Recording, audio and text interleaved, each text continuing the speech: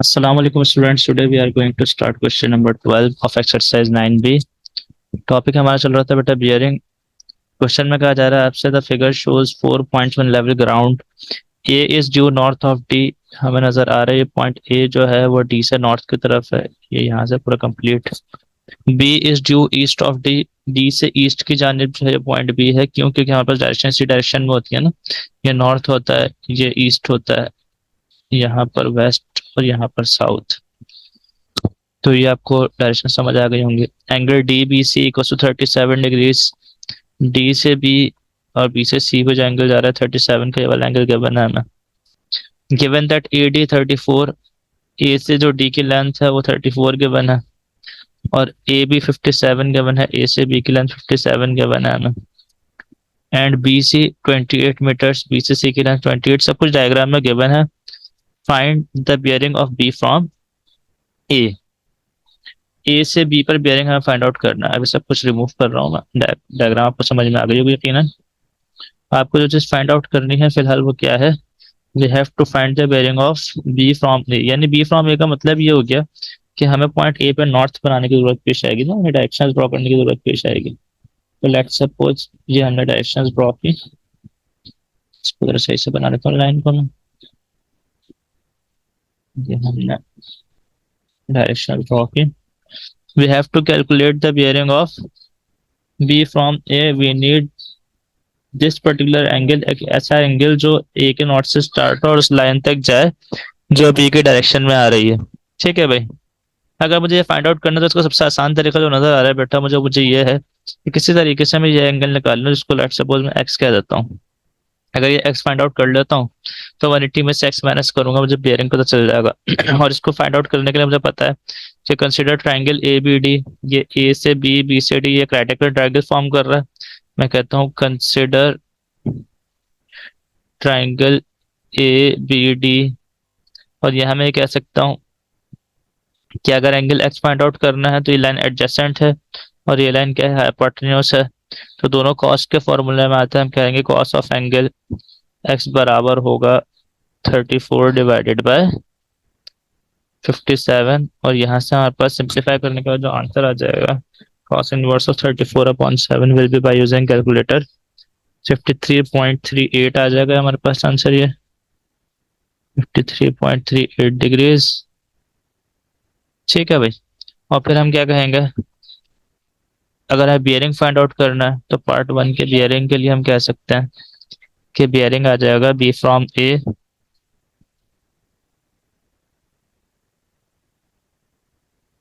180 में से माइनस कर दूं 53.38, ये आ जाएगा हमारे पास answer. 180 minus 53.38 will be 126.6 degrees.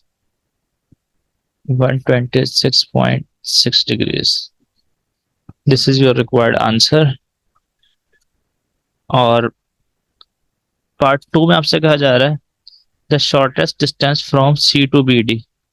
सी से इस लाइन बी डी तक का हमें शॉर्टेस्ट डिस्टेंस चाहिए। तो शॉर्टेस्ट डिस्टेंस क्या होता है, पिछली एक्सरसाइज जब हमने पढ़ी थी उसमें बताया था आपको कि शॉर्टेस्ट डिस्टेंस जब भी फाइंड आउट करना होता है, लेट सपोज मैं कहूँ कि सी से लेके मैं इस लाइन का डिस्टेंस निकालूं, सी से लेके इस लाइन का डिस्टेंस निकालूं, सी से लेट सपोज पॉइंट बी से एक बंदा चलता हुआ आ रहा है, पॉइंट बी से डी की तरफ एक बंदा चलता हुआ आ रहा है। तो इस पॉइंट लाइन बी डी के ऊपर एक पर्टिकुलर ऐसा पॉइंट आएगा कहीं पर कि जब उसका फासला, उस बंदे का फासला पॉइंट सी से किया जाएगा तो सबसे शॉर्टेस्ट डिस्टेंस पर होगा। तो जब भी आपको नजर आ रहा होगा कि जब भी हम डिस्टेंसेस चेक कर रहे हैं मुख्तलिफ, तो वो लाइन जो बिल्कुल स्ट्रेट 90 का एंगल बना रही है कहाँ पर, सी से लाइन बी डी के ऊपर, तो शॉर्टेस्ट डिस्टेंस है। तो जब भी आपसे कहा जाए कि शॉर्टेस्ट डिस्टेंस कैलकुलेट करना है, नियरेस्ट डिस्टेंस कैलकुलेट करना है, परपेंडिकुलर डिस्टेंस कैलकुलेट करना है या क्लोजेस्ट डिस्टेंस कैलकुलेट करना है, तो आप क्या करेंगे, आप सिंपल एक काम ये करेंगे कि आप सी से जिस पॉइंट से शॉर्टेस्ट डिस्टेंस निकालना है, उस पॉइंट से जिस लाइन तक शॉर्टेस्ट डिस्टेंस निकालना है, उस लाइन पे जो एंगल फॉर्म करेंगे वो एग्जैक्ट 90 डिग्री का होगा। तो एग्जैक्ट 90 डिग्री का एंगल बन जाएगा हमारे पास। ठीक है भाई।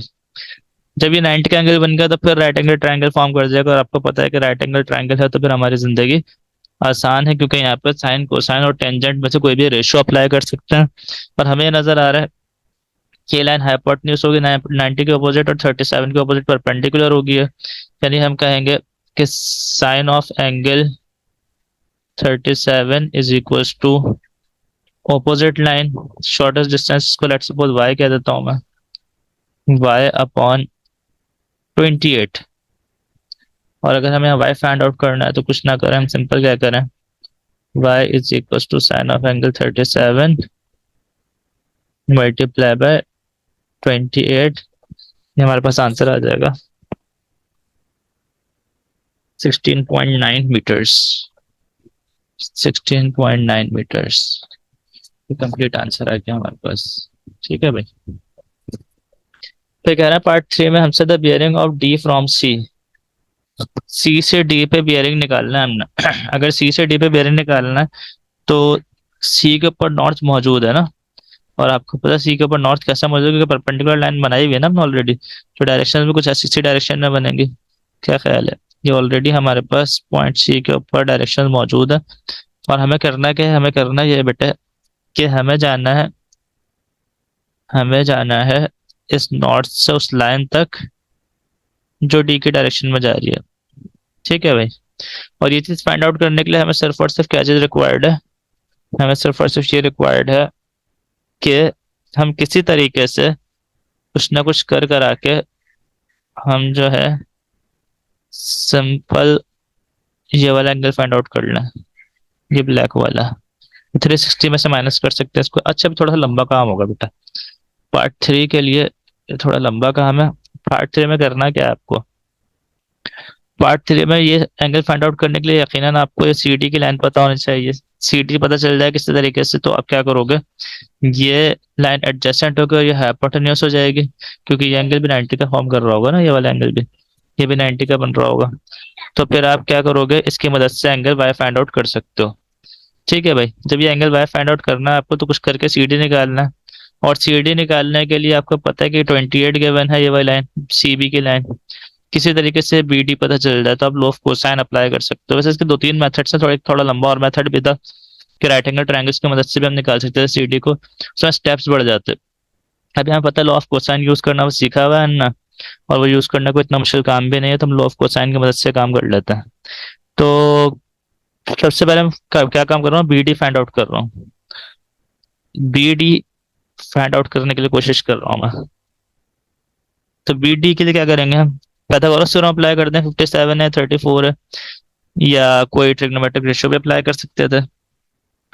हम कह सकते हैं कि 57 का स्क्वायर बराबर है 34 के स्क्वायर प्लस बी डी के स्क्वायर के।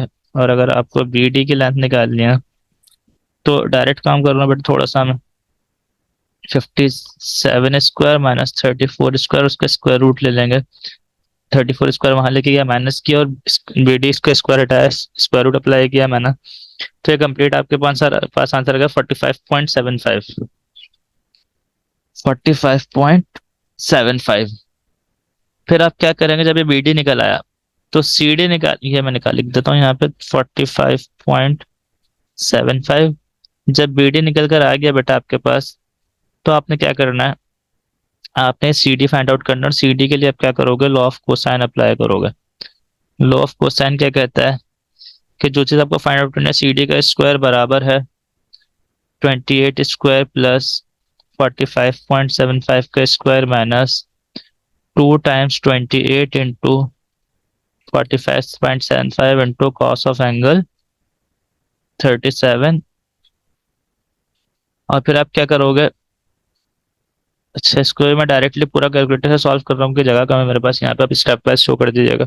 ये कर लेते हैं, इसको स्टेप वाइज शो कर लेते हैं, कोई फर्क नहीं पड़ता। पहले इन दोनों को सॉल्व कर लेते हैं, फिर इस पूरे को सॉल्व करके माइनस करा के स्क्वायर रूट लेने की कोशिश करते हैं। हम कह रहे हैं भाई कि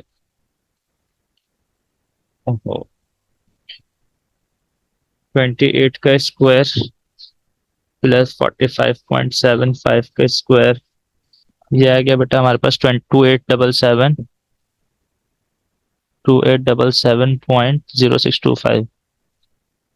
डेसिमल बहुत सारे इसलिए ले रहा हूँ ताकि आंसर एक्यूरेट आए। फिर 28 into 2 into 28 into 45.75 into cos of angle 37, तो ये आ जाएगा हमारे पास 2046.1042 अच्छा जी, तो ये आ गया आंसर। अब 2877.60625 माइनस आंसर करें हम तो ये आ जाएगा सी टी का square is equal to 830.95 square में आ जाएगा। स्क्वायर रूट अप्लाई करेंगे, डायरेक्ट स्क्वायर रूट अप्लाई करके मैं आंसर बता रहा हूँ आपको।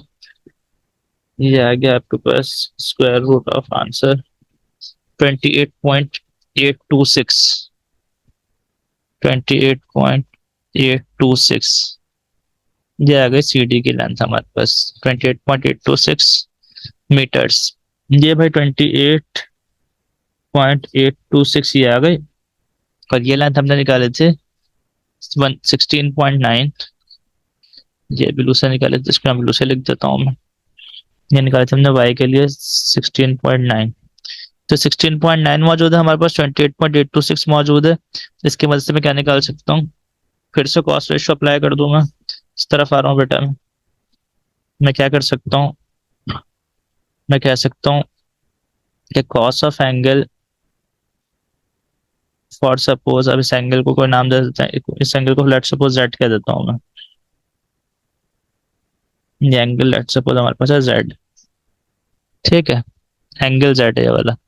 इसको प्रॉपर ब्लैक से मार्क कर देते हैं ना हम, क्योंकि ब्लैक से काम कर रहे थे हम इस पर। तो ब्लैक वाला एंगल जो है हमारे पास, कंफ्यूजन ना हो, ये जो ब्लैक वाला एंगल है हमारे पास, ये ब्लैक वाला एंगल को मैं जेड से मार्क कर रहा हूँ, एंगल जेड है ना।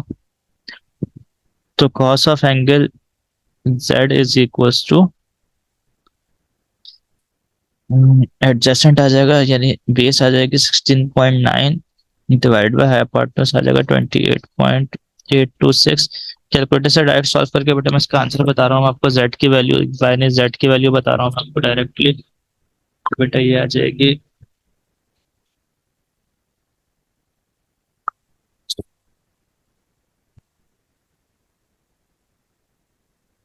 54.24, दिस विल बी 54.24 डिग्रीज।